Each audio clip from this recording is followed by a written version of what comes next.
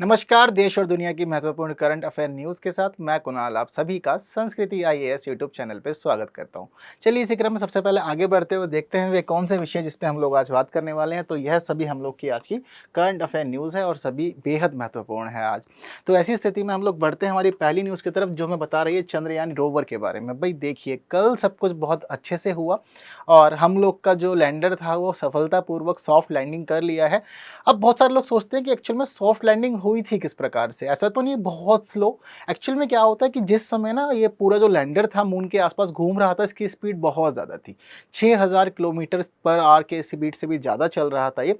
But जब इसको land कराना रहा था ना, तो उसकी धीरे धीरे उस समय स्पीड कम की जा रही थी, स्पीड को ब्रेक किया जा रहा था। मैंने पिछली वीडियो में पढ़ाया और अंत में हम लोग को जो डाटा भी मिला है उसमें फिर भी ये बताया गया कि एक्चुअल में जब लैंड हुआ ना फाइनली वो लैंडर, तो उस समय उसकी स्पीड 10 किलोमीटर प्रति आवर थी। तो बहुत अधिक कम नहीं थी, बट फिर भी ठीक था। और एक्चुअल में ये सब इस वजह से हो पाया क्योंकि हम लोगों ने ना फेंक के उसको बहुत टेस्ट किया था यहीं पर ही।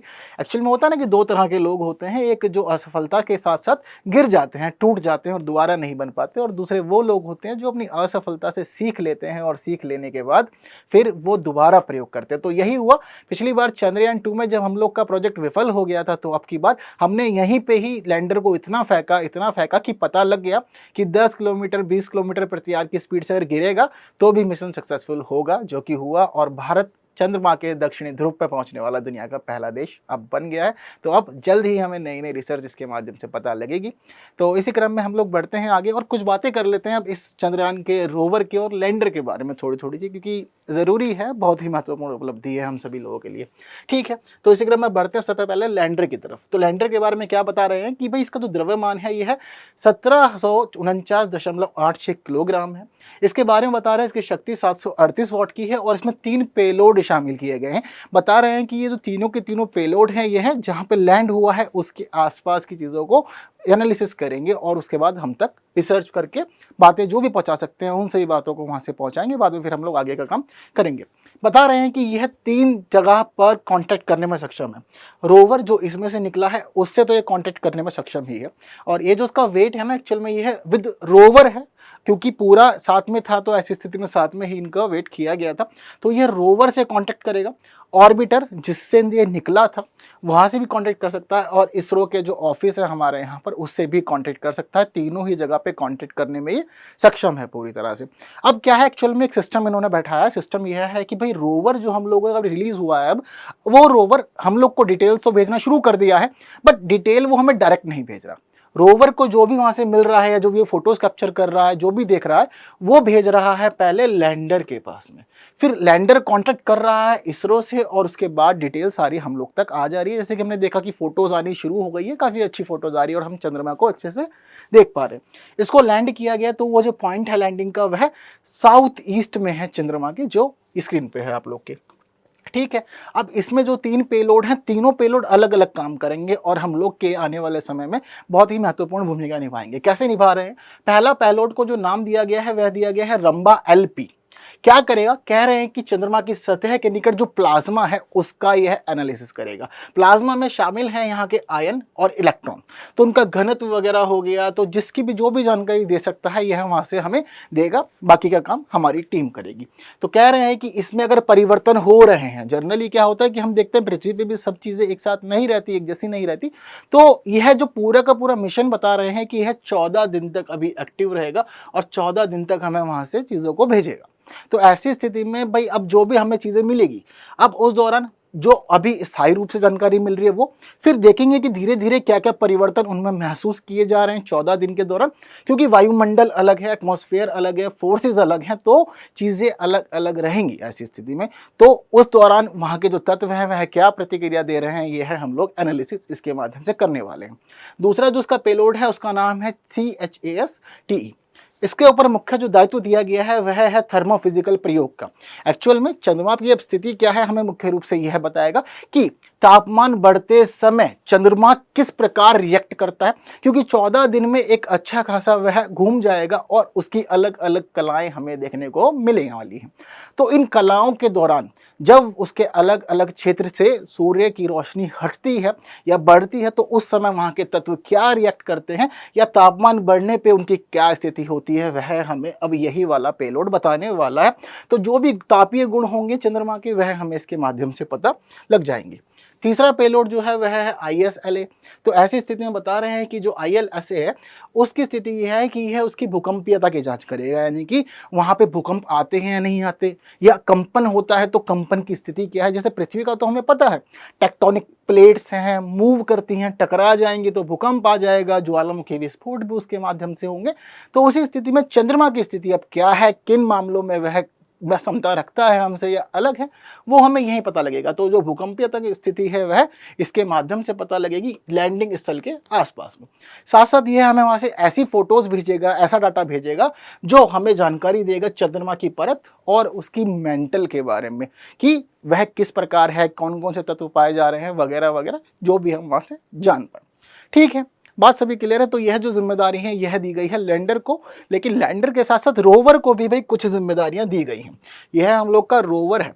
अब रोवर क्या हुआ है कि आज सुबह से बता रहे हैं काम करना शुरू कर दिया है, लैंडर से बाहर निकला। अब लैंडर एक ही जगह पर रहेगा, बट रोवर के पास जिम्मेदारी कि भाई जाओ घूमो आराम से और एक्सप्लोर करो चंद्रमा को, जितना कर सकते हो, जहाँ जहाँ तक जा सकते हो और जो जो चीज़ें देख सकते हो संभालो सब कुछ। तो अब यह वहाँ पर काम करना शुरू कर दिया है। तो बता रहे हैं कि इसका जीवन भी रहेगा एक चंद्र दिवस, यानी कि लगभग 14 दिन तक यह काम करने वाला है। वजन है इसका 26 किलोग्राम, जो द्रव्यमान है इसका वो बता रहे हैं। पावर है 50 वॉट। इसमें 2 पेलोड शामिल किए गए हैं। ठीक है, और यह संपर्क रखेगा लैंडर से। लैंडर हमें डिटेल भेजेगा सारी। और एक खास बात यहाँ पर यह भी है, इंपॉर्टेंट फैक्ट है कि रोवर के पास जो डाटा होगा वह इस डाटा को लैंडर के पास भेजेगा, लैंडर इसरो के पास भेजेगा। और बता रहे हैं कि इस पूरी की पूरी प्रक्रिया में 1.25 से 1.5 सेकंड का समय लगेगा, मात्र 1.5 सेकंड, जो कि बहुत ही कम है। तो पूरी प्रक्रिया सिर्फ इतनी देर में संपन्न हो रही है और हमारे को मात्र 1.5 सेकंड में ही सभी चीज़ें मिल जा रही हैं। ठीक है, तो कुछ खास बातें इसके पेलोड के बारे में भी कर लेनी चाहिए। जैसे कि 2 पेलोड है, एक है इसका APXS और एक है LIBS। तो ये दोनों का अलग अलग क्या, यह क्या करेगा, यह एक्स-रे स्पेक्ट्रोमीटर है अल्फा कणों के लिए। कह रहे हैं कि चंद्रमा की सतह के संबंध में यह हम लोग की जानकारी को आगे बढ़ाएगा कि किस प्रकार की खनिज संरचना है उसकी सतह की, और वहाँ पे कौन कौन सी रासायनिक संरचना है। तो जो भी देखेगा, जानेगा, समझेगा, एनालिसिस कर पाएगा, ये हमको बताएगा। तो हम लोग के जो आगे आने वाले मिशन रहेंगे ना, उन मिशनों में हम लोग को बहुत अधिक मदद होने वाली है, और हम जो भी सुधार कर सकते हैं, जो भी अच्छा काम कर सकते हैं, वो इससे प्राप्त डाटा से हम लोग कर लेंगे। इसी प्रकार अभी LIBS भी काम कर रहा है। इसको जिम्मेदारी दी गई है भाई एक लेजर प्रेरित ब्रेकडाउन स्पेक्ट्रोस्कोप के रूप में कार्य करने की, जो इसका पूर्ण रूप है। कह रहे हैं कि घूमेगा लैंडिंग स्थल के आसपास जहां तक घूम सकता है, चंद्रमा की मिट्टी को समझेगा, उसकी चट्टानों को समझेगा, जो मौलिक संरचना है उनको समझेगा, उनके गुणों को समझेगा, उनमें पाए जाने वाले तत्वों को देखेगा और फिर हमको भेजेगा। बाकी जिम्मेदारी हमारे साइंटिस्ट की है। तो बहुत महत्वपूर्ण काम दिए गए हैं। लैंडर को भी, रोवर को भी, दोनों लग गए हैं अपने इस काम को पूरा करने में और हमें जानकारी भेजने में। तो महत्वपूर्ण है अपने आप में और प्रशंसा का विषय है, खुशी का विषय है। पूरे भारत में इस समय खुशी बनी हुई है। बात क्लियर है सभी लोग को। तो इसी क्रम में हम लोग बढ़ते हैं आगे।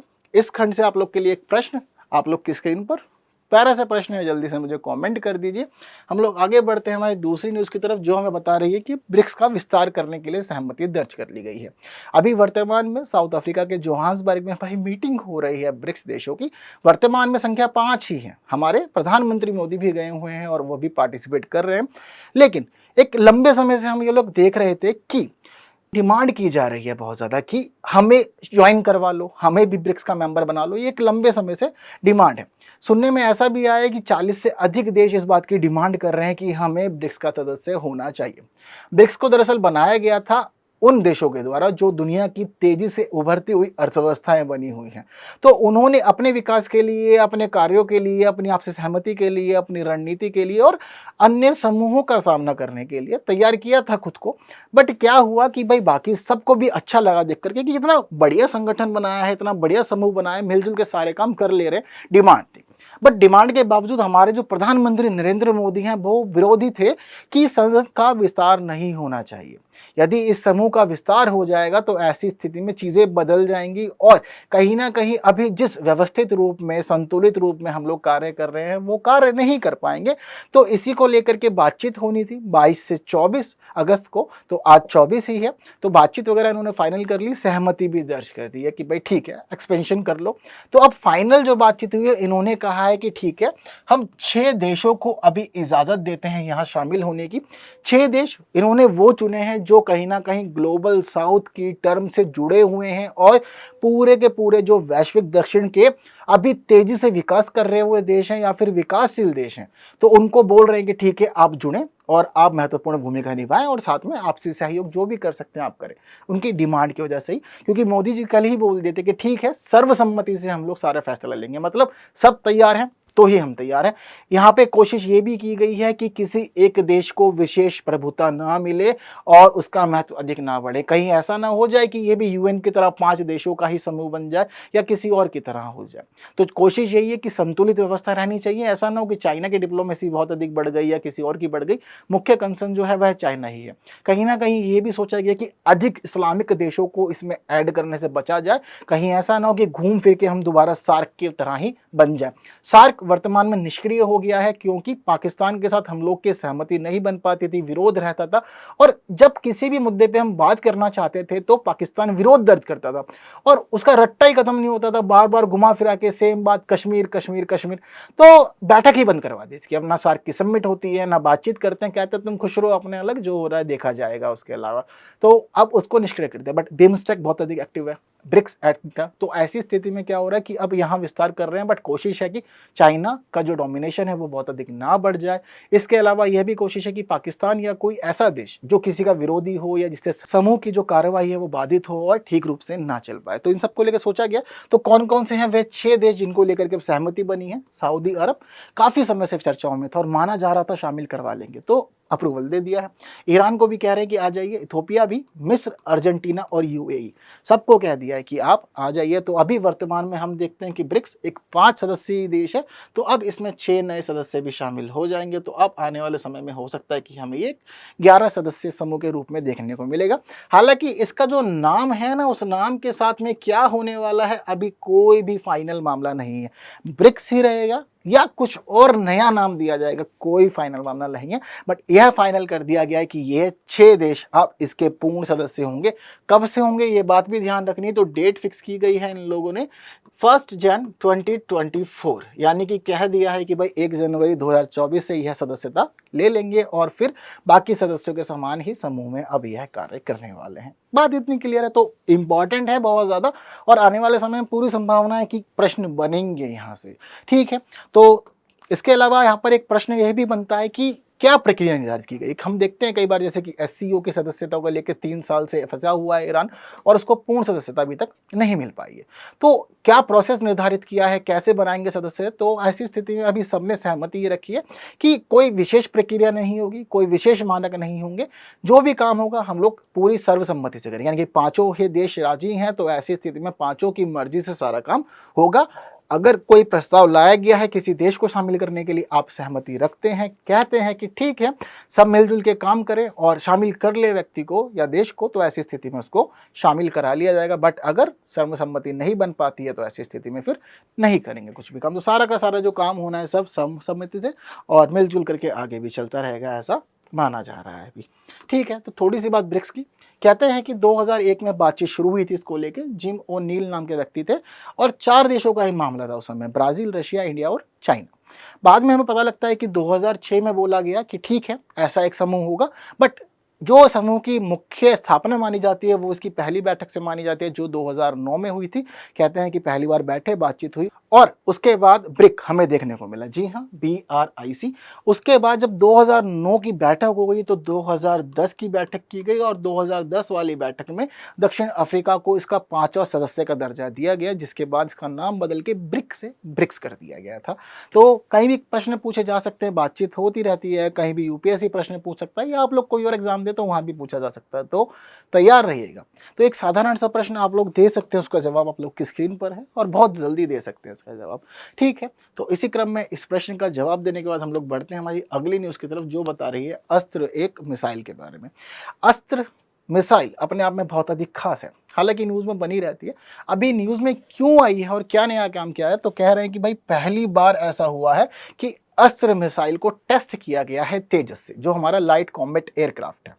अब उससे टेस्ट किया है और कह रहे हैं कि सब कुछ अच्छा हुआ है, सक्सेसफुली हो गया है और अब आने वाले समय में हम तेजस के साथ में अस्त्र वन को जोड़ सकते हैं, ताकि कभी युद्ध वाली स्थिति हो या हम विपरीत स्थितियों का सामना करें तो इसके माध्यम से हम अटैक करने में सक्षम हो और दुश्मन देश की धज्जियां उड़ा सकें। ये सारा की सारी व्यवस्था की गई है अब भारत में। DRDO का बहुत महत्वपूर्ण योगदान रहा, रक्षा मंत्रालय पूरी तरह से डेडिकेटेड था इसको लेकर, जिस वजह से ये काम हो पाया। तो ज़रूरी है कुछ कुछ बातें हम लोग अब इससे संबंधित कर लें। जैसे कि हमें ये बात तो पता लग गई है कि भाई पहली बार किया गया है इसका तेजस के साथ प्रयोग, इससे पहले सुखोई के साथ इसको टेस्ट कर चुके थे, जो कि सक्सेसफुल था पूरी तरह से। तो DRDO ने डेवलप किया है इसको कुछ अपनी अन्य संस्थाओं के साथ मिलजुल करके। यह जो पूरा का पूरा मामला था एक्चुअल में यह visual beyond visual range air to air missile है, यानी कि बियॉन्ड विजुअल इसलिए क्योंकि आप देख नहीं पाएंगे, इतना तेजी से जाएगी और एयर टू एयर मारेगी। कई बार जनरली ऐसा होता है कि हम इस तरह के उपकरण लगाते हैं जो एयर टू एयर मारते हैं, साथ साथ एयर टू अर्थ पे भी मार देते हैं, यानी कि अगर नीचे कोई टैंक है या कोई सेना खड़ी हुई, हम चाहते हैं कि उसको भी निपटा देना है, तो ऐसी स्थिति में हम उसको भी टारगेट कर सकते हैं। बट अभी यह जो प्रयोग हुआ ये एयर टू एयर हुआ, यानी कि हवा से हवा मारेंगे, यानी कि कोई दूसरे देश का एयरक्राफ्ट होगा तो उसको हम ध्वस्त कर सकते हैं। तो इसी क्रम में इससे संबंधित बातों में और क्या क्या शामिल है, कह रहे हैं कि इसका जो टेस्ट हुआ वो गोवा में हुआ और जो टेस्ट हुआ था यह 20,000 फीट की ऊंचाई पे किया था, जो कि बहुत ही ज़्यादा है। चलिए कुछ बातें मिसाइल के बारे में। मिसाइल जो है यह 154 किलोग्राम वजनी है, इसकी जो लंबाई है यह 12.6 फीट है और अभी जो ये अस्त्र वन है, अस्त्र वन मिसाइल 100 किलोमीटर तक की रेंज में मार सकती है किसी भी एयरक्राफ्ट को। इसके बारे में बता रहे हैं कि इसकी जो स्पीड होती है ना मिसाइल की, यह 4.5 मैक होती है, यानी कि बहुत ही ज़्यादा तेज़ है। अगर इसको हम किलोमीटर में देखें तो पता लगता है कि 5,555 किलोमीटर प्रति आवर की स्पीड से यह मूव करती है। तो बूम होना है ज़बरदस्त वाला, जो कि देखने को मिल रहा है। इसकी खास बात यह हमें पता लग रही है कि भाई इसमें जायरो बेस्ड इनिशियल नेविगेशन सिस्टम लगाया हुआ है। अब यह जायरो बेस्ड इनिशियल नेविगेशन सिस्टम का मतलब क्या है, तो यह इस प्रकार काम करता है कि आपने मिसाइल छोड़ दी, बट मिसाइल छोड़ने के बावजूद जो आपका युद्ध वाला जो दूसरा विरोधी एयरक्राफ्ट है वो मूवमेंट कर रहा है और कलाबाजियां दिखा रहा है, हवा में घूम रहा है या अपनी डायरेक्शन चेंज कर रहा है मिसाइल से बचने के लिए और कहीं और जाना चाह रहा है या रिटर्न हो गया, ऐसी स्थिति में घबराना नहीं है। कभी क्या होता है कि मिसाइल छोड़ दी, अब कंट्रोल नहीं कर सकते, अब जहां छोड़ी थी वो वहीं जाएगी, चाहे टारगेट वहां रहे या टारगेट वहां से हट जाए। बट अब ये जो सिस्टम इन लोगों ने इस मिसाइल में डाला है उसके बारे में बता रहे हैं कि जायरो सिस्टम डालने का मतलब ये कि अब जहां जहां तुम जाओगे वहां वहां हम भी पीछे चले आएंगे। ठीक है, तो ऐसी स्थिति में क्या होगा कि जहां वो एयरक्राफ्ट मूव करेगा, टारगेट जहां भी जाएगा, चाहे रिटर्न हो जाए घर की तरफ, वो जहां पे जाके रुकेगा ना वो वहां ही उसको उड़ा देगा। यह सब कुछ होगा। तो काफी अच्छी टेक्नोलॉजी के साथ में काफी अपग्रेडेड वर्जन ये है इसका तैयार किया गया। हालांकि बता रहे हैं कि अभी अस्त्र 1 पे हम लोग नहीं रुकेंगे, अभी अस्त्र 2 भी आएगा, अस्त्र 3 भी आएगा। अस्त्र 2 को लेके बता रहे हैं कि अक्टूबर 2022 में इसका वीडियो रिलीज कर दिया गया था, यानी कि जो भी विजुअल्स होने वाले हैं, जिस तरह से तैयार किया जाएगा, सब रिलीज हो गया था। तो इसके लिए मामला यह है कि इसको तैयार किया जा रहा है 160 किलोमीटर की रेंज के साथ, कि इतनी दूरी तक यह मारने में सक्षम रहेगा।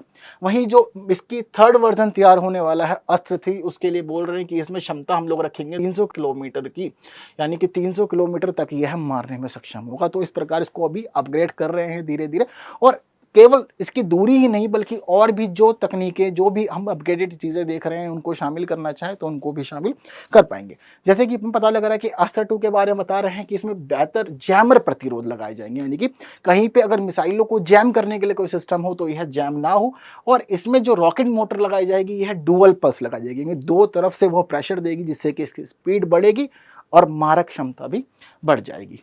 ठीक है, तो यह है धीरे धीरे इसको अपग्रेड करेंगे, वैसे वैसे इसमें नई नई चीज़ों को शामिल करते रहेंगे। आपके लिए भी ज़रूरी है खुद को अपग्रेड करते रहें और प्रश्नों का जवाब देते रहें, जैसे कि यह प्रश्न आप लोग की स्क्रीन पर आ गया है। तो इसी क्रम में बढ़ते हैं हम लोग और अगली न्यूज़ देखते हैं, जो मैं बता रही है विजय राघवन समिति के बारे में। बहुत महत्वपूर्ण समिति है ये आज के समय में अगर हम लोग देखें तो। हालांकि आप लोग जनरली न्यूज़ में इसको नहीं देख पाएंगे, बट महत्वपूर्ण इसीलिए है क्योंकि भाई हमारी सेंट्रल गवर्नमेंट ने एक नया इनिशिएटिव लिया है। कह रहे हैं कि जो डीआरडीओ की जिम्मेदारियां हैं, जो भी दायित्व उसको दिए गए हैं और जो उसका संबंध है बाकी रक्षा मंत्रालय से या आरएनडी से, तो इसको अब एक बार दोबारा से पुनर्गठित करो और दोबारा से परिभाषित करो ताकि डीआरडीओ को पता लगे कि उसकी जिम्मेदारियां क्या हैं और उसे किस क्षेत्र में किस तरह से किसके साथ कार्य करना है। इसके लिए एक समिति बनाती गई है। यह समिति एक 9 सदस्यीय समिति है जिसकी अध्यक्षता कर रहे हैं विजय राघवन साहब। तो ऐसी स्थिति में इसको बोला गया है कि 3 महीने में आपको अपनी रिपोर्ट पेश करनी है और बताना है कि डीआरडीओ में क्या क्या परिवर्तन हो सकते हैं और किस प्रकार से इसका संबंध रहना चाहिए। तो क्या बातें हमें पता लग रही हैं, यहाँ पर कह रहे हैं कि भाई यह समीक्षा करेगी डीआरडीओ की भूमिका की और उसकी जो भी भूमिका होगी उसको पुनर्परिभाषित करेगी 3 महीने के अंदर। जनरली ऐसा होता है कि समय कम निर्धारित होता है, बट जो समिति बनती है, आयोग बनता है, वो इसमें इजाफा कर लेता है, समय बढ़ा लेता है क्योंकि चीज़ें जिस काम के लिए इसको नियुक्त किया गया था वो पूरी नहीं हो पाती है। तो अब उद्देश्य क्या है, तो यह करेगा रक्षा विभाग और डीआरडीओ की भूमिका को पुनर्परिभाषित कि डीआरडीओ को किस प्रकार से रक्षा विभाग के आरएनडी के साथ व्यवहार करना है, प्रोजेक्ट कैसे लेने हैं और उन प्रोजेक्ट को कैसे पूरा करना है। क्योंकि एक्चुअल में देखा गया कि कई ऐसे कारण थे जिसकी वजह से ज़रूरी था कि एक समिति को गठित किया जाए। तो क्या क्या कारण थे? कारण है जवाबदेहिता में कहीं कमी ना कहीं देखा गया था कि यह अपनी रिस्पॉन्सिबिलिटी से बच रही थी, जवाबदेही अपनी दरकिनार कर रही थी और जो काम इसको मिल रहे थे ना वह लंबित होते जा रहे थे, रिसर्च लंबित होती जा रही थी, जिस वजह से सरकार ने देखा, चीज़ों को एनालिसिस किया, फंड प्रोवाइड कर रहे हैं, सरकार एक्टिव है, बट यहाँ पे डिले हो रहा था तो आप अपनी जिम्मेदारियों से बच रहे हैं और काम में गैर जिम्मेदाराना रवैया दिखा रहे हैं, जिसकी समीक्षा की जरूरत थी। कह रहे हैं कि पीएसयू अनुदान से लेकर के विकास और उत्पादन तक की भूमिका सेंट्रल गवर्नमेंट के अधीन है। तो सेंट्रल गवर्नमेंट चाहती है कि इस सब काम को पूरी तरह से डीआरडीओ संभाले, अच्छे से समझ ले जिम्मेदारियों के माध्यम से। ऐसा नहीं है कि चीज़ें ले ली हैं, अडॉप्ट कर ली, बट आप समय के अनुरूप उसको पूरा नहीं कर रहे हैं। तो जो भी पीएसयू रिसर्च हो रही है, रिसर्च होने के बाद ज़रूरी है कि उसके डेवलपमेंट को सोचा जाए कि कैसे इसको अपग्रेड कर सकते हैं, बढ़ा सकते हैं और जो भी उत्पादन होना है उसके संबंध में उसके ऊपर कार्य किया जाए समय के अनुरूप।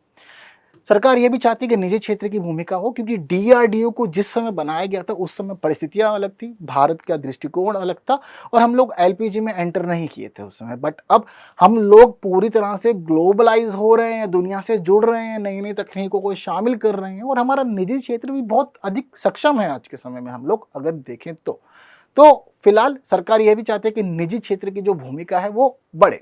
तो बढ़ने के लिए किस प्रकार की परिभाषा दी जानी चाहिए, क्या क्या राइट्स होने चाहिए डीआरडीओ के पास, यह जो समिति है वह बताएगी।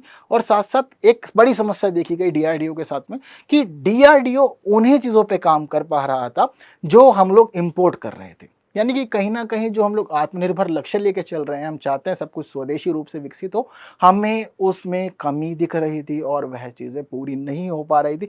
तो इस वजह से भी यह इनिशिएटिव लिया गया है और अब जिम्मेदारी दे दी गई है इस समिति को कि आप समीक्षा करें और आप कार्यवाही समझें कि कैसे कैसे आपको मामला देखना। तो पहली बात जो थी वह मैं आपको बता दी कि भाई रक्षा विभाग के आरएनडी और डीआरडीओ की भूमिका को पुनर्परिभाषित करो, कैसे ये काम करें, कैसे हमारा डीआरडीओ अत्याधुनिक प्रौद्योगिकी से जुड़े और विकास करते हुए शिक्षा क्षेत्र, एमएसएमई, स्टार्टअप्स को शामिल कर सके और उनकी भागीदारी को अधिकतम कर सके। इस क्षेत्र में अभी है सोचेंगे, जानेंगे, समझेंगे और निर्णय लेंगे, अपनी रिपोर्ट पेश करेंगे। उच्च गुणवत्ता वाली मानव शक्तियों को कैसे अपने साथ मिलाया जाए और उनको साथ मिलाते हुए उनको लंबे समय तक जोड़ के रखा जाए और उनकी जो भी प्रतिभा है, जो ज्ञान है, कौशल है, उसका प्रयोग करते हुए आने वाले समय में विकास किया जाए। वहीं अगर डीआरडीओ के साथ में निष्क्रिय संस्थाएं जुड़ी हुई हैं, ऐसी संस्थाएं जो ठीक से कार्य नहीं कर पा रही हैं और गड़बड़ है मामला, तो उस तरफ भी ध्यान दिया जाए और उनको बाहर किया जाए व्यवस्था से, ताकि चीज़ें सुधरें और ठीक हो सके मामला और अच्छा इनिशिएटिव, अच्छा काम हमें देखने को मिले डीआरडीओ की तरफ से। कह रहे हैं कि अत्याधुनिक रक्षा प्रौद्योगिकियों के विकास के लिए ज़रूरी है कि अब अंतर्देशीय सहयोग को आगे बढ़ाया जाए, जो भी वहाँ पे विशेषज्ञ हैं उनको जोड़ा जाए, साथ साथ एनआरसी और विदेशी सलाहकार जो हैं उनको लेकर के साथ में उनके ज्ञान अनुभव के माध्यम से हम विकास कर सके, इस तरफ भी सोचने की ज़रूरत है, क्योंकि अभी भी हम बहुत सारी चीज़ों को पा रहे हैं और अचीव कर रहे हैं अपने प्रयासों के माध्यम से, बट अभी बहुत कुछ करना बाकी है जो धीरे धीरे हम ज़रूर कर लेंगे। इसके अलावा परियोजनाओं का त्वरित कार्यान्वयन हो, यानी कि हम देख रहे थे कि डीआरडीओ में मामला डिले हो रहा है, तो डिले को खत्म करें और तेजी से चीज़ों को एक्टिवली हम लोग संभालें, ज़रूरी है। और प्रशासनिक, कार्मिक और वित्तीय प्रणालियों को अब आधुनिक किया जाए, यहाँ इसकी भी ज़रूरत है। ठीक है, तो जो हम लोग की प्रयोगशाला संरचनाएं हैं और उनके प्रदर्शन का जो भी स्थिति है, जो भी मानक निर्धारित है, तो उसका मूल्यांकन किया जाए, एनालिसिस किया जाए, और ज़रूरी है कि एक ऐसा मैकेनिज्म सेटअप किया जाए जो लगातार डीआरडीओ के साथ जुड़ा रहे और एनालिसिस करे कि उसकी प्रगति क्या है, किस तरह से वह विकास कर रहा है, किस तरह से वह ग्रो कर रहा है, कितने प्रोजेक्ट को कितने समय में पूरा कर ले रहा है, कम समय में या अधिक समय में, इन सब चीज़ों पर लगातार नज़र बनी रहे। तो ऐसा भी एक मैकेनिज्म होना चाहिए जो जिम्मेदारी इस समिति को दी गई। तो इन सभी चीज़ों पे ही कार्य करेंगे और इसके बारे में सोचते समझते हुए रिपोर्ट पेश करेंगे, तो देखेंगे कि क्या सुझाव आते हैं। बट फिलहाल ज़रूरी है कि आप लोग मुझे इस प्रश्न का जवाब दे दें। काफ़ी सिंपल सा प्रश्न है। इसी तरफ हम बढ़ते हैं हमारी अगली न्यूज़ की तरफ, जो बता रही है जीवाश्म ईंधन ऋण जाल के बारे में। तो न्यूज़ जो है और जो रिपोर्ट है, काफ़ी सारे डायमेंशन समाये हुए हैं, काफ़ी सारी बातें इसमें की गई हैं। मैं आपको सारी बातें ब्रीफ में बताता हूँ कि एक्चुअल में हुआ क्या। यह जो रिपोर्ट है ये आपको बताएगी कि कैसे विकसित देश विकासशील देशों पे कब्जा किए हुए हैं। किस मामले में? फॉसिल फ्यूल्स के मामले में। जब हम देखते हैं कि बैठकें हो रही हैं, और बैठक जहां भी हो रही है, चाहे यूएन वाली देखें हम लोग या कॉप देख रहे हैं, सब जगह पे बात कर रहे हैं कि भाई कार्बन उत्सर्जन का नियंत्रण हो और पूरी तरह से कोशिश की जाए कि उसको कम किया जा सके। बट कहीं ना कहीं क्या हुआ है कि अधिक जो नियंत्रण है, अधिक जो कर्ब्स लगाए गए हैं, वह प्रतिबंध लगे हुए हैं विकसित देशों पे। विकासशील देशों को इजाज़त है कहीं ना कहीं कि आप विकास नहीं कर पाए जितना होना चाहिए था इस समय, और विकसित देशों की बराबरी नहीं कर सकते, तो आप फॉसिल फ्यूल्स का भी यूज़ कर सकते हैं। बट क्या हुआ कि विकसित देशों ने रेगुलेट करना शुरू कर दिया विकासशील देशों को। अब विकासशील देश अपना डेवलपमेंट करते हैं, विकसित देशों की वजह से वहाँ से लोन लेते हैं। अब इन्होंने लोन का जो टर्म है वो बदल दिया। इन्होंने इनको कहा कि ठीक है, आपके पास लोन है, तो ऐसी स्थिति में आप इससे अधिक से अधिक मात्रा में जीवाश्म ईंधन उत्पन्न कीजिए ताकि हम लोग विकास कर पाएं और प्रयोग कर पाएं। आगे आने समय में जब भी हम लोग इससे रिवेन्यू कलेक्ट कर पाएंगे या दूसरी मार्केट में बेच पाएंगे, तो जो भी परसेंट होगा, तो अलग अलग परसेंट में रेशो फिक्स किया। कहीं बोला 30% आपको हम दे देंगे, कहीं बोला 20% और प्रॉफिट आपको हम देंगे। यह सब चीज़ें इन्होंने फिक्स की। तो क्या हुआ कि पूरी दुनिया जहाँ रिन्यूएबल एनर्जी पे जा रही है, तो विकसित देश लोन के माध्यम से अविकसित देशों को या विकासशील देशों को रेगुलेट कर रहे हैं, उन्हें नवीकरणीय ऊर्जा की तरफ नहीं जाने दे रहे। उनसे कह रहे हैं कि उत्खनन करो और काम को बढ़ाओ जितना बढ़ा सकते हो। ये जो बात मैं आप लोग को बता रहा हूँ, ये आप अपने मेंस में यूज़ कर सकते हैं। अगर ऐसे भी आता है इस प्रकार का, तो वहाँ भी यूज़ कर सकते हैं। तो उनसे कहा जा रहा है कि आप उत्पन्न करो जितना भी उत्पादन कर सकते हो। और इसी वजह से हम कई देशों में देख रहे हैं, जैसे कि नॉर्वे हो गया। अब नॉर्वे की खास बात क्या है कि उसके पास टेक्नोलॉजी है, वो अपने देश में इलेक्ट्रिसिटी के लिए हाइड्रो सिस्टम यूज़ कर रहा है, यानी कि जितना भी वह विद्युत उत्पन्न कर सकता है जल से, कर रहा है, जनता को सप्लाई कर रहा है। बट उत्खनन लगातार जारी है, वो लगातार अपना जीवाश्म ईंधन निकाल रहा है, लेकिन उसको दूसरे देशों को बेच दे रहा है। और वो भी ऐसा कर रहे हैं, तो खुद यूज़ कर रहे हैं, दूसरे देशों को बेच रहे हैं। तो कहीं ना कहीं जो ग्लोबली हमें रोकना था ना, ये फॉसिल फ्यूल का यूज़, वो नहीं रुक पा रहा है और सिस्टम बदल गया। अब विकसित देश प्रयोग कर रहे हैं या उत्पादन करा रहे हैं, पर खुद नहीं कर रहे हैं, और विकसित देशों के माध्यम से अविकसित देशों या विकसित देशों के ऊपर सारा मामला अब ढलता जा रहा है धीरे धीरे। तो हम देख रहे हैं, तो ऐसे कुछ उदाहरण हम लोग के पास में सामने आ गए। जैसे सूरीनेम का मामला है। सूरीनेम को बोला हुआ है कि 2050 तक तेल राजस्व का उसे 30% दिया जाएगा, यानी कि जितना भी वह तेल लाएगा, निकालेगा, तो उससे जितना रिवेन्यू कलेक्ट होगा उसको 30% बेच के ना, और लोन में इसको मदद मिलेगी बहुत ज़्यादा। तो ये जो लोन के तले दबे हुए हैं ना, ये कोशिश कर रहे हैं कि हम लोन से बचें, पर लोन से बच भी नहीं पा रहे हैं क्योंकि चीज़ें बहुत अधिक गड़बड़ है। और कहीं ना कहीं आपको जो पैसा, जो फंड लगाना चाहिए रिन्यूएबल एनर्जी के ऊपर ना, आप उसको खर्च कर दे रहे हैं जीवाश्म ईंधन निकालने के लिए। अब जीवाश्म ईंधन निकालने के लिए भी पैसा खर्च करना पड़ेगा, जिसकी वजह से डेप्थ कम होने की जगह बढ़ जा रहे हैं, और अविकसित देश या विकासशील देश फंस गए हैं इस जाल में और लगातार धंसते जा रहे हैं और ग्रो नहीं कर पा रहे हैं। ये इस रिपोर्ट का ऐसा मानना है। तो ऐसी स्थिति में कुछ प्रश्न पूछे जा सकते हैं आपसे, क्योंकि कई बार कुछ चीज़ें जो कम हाईलाइट होती हैं वहाँ से भी प्रश्न आते हैं। तो यदि आप लोग के सामने यह बात हो, तो आप बता सकते हैं कि कैसे ग्लोबल चेंज चल रही है और कैसे विकसित देश अब अप्रत्यक्ष रूप से अविकसित या विकासशील देशों के माध्यम से जीवाश्म ईंधनों को प्राप्त कर रहे हैं, अपनी आवश्यकताएं पूरी कर रहे हैं या बाहर बेच दे रहे हैं दूसरे देशों को, जिसकी वजह से अभी जो ग्लोबल हम लोग का कंसर्न था, जो टारगेट था, वो अचीव नहीं हो पाया है। ठीक है, तो बस आज की वीडियो में इतनी ही बात करते हैं, फिर जल्द मिलेंगे अगली वीडियो में। ऐसी कुछ नई नई बातें और करेंगे, ज्ञानवर्धन करते रहेंगे, रोज पढ़ते रहेंगे। आप लोग भी ऐसे ही वीडियोस को आगे शेयर करते रहें, लाइक किए बिना ना जाए, कमेंट जरूर करें। Thank you so much.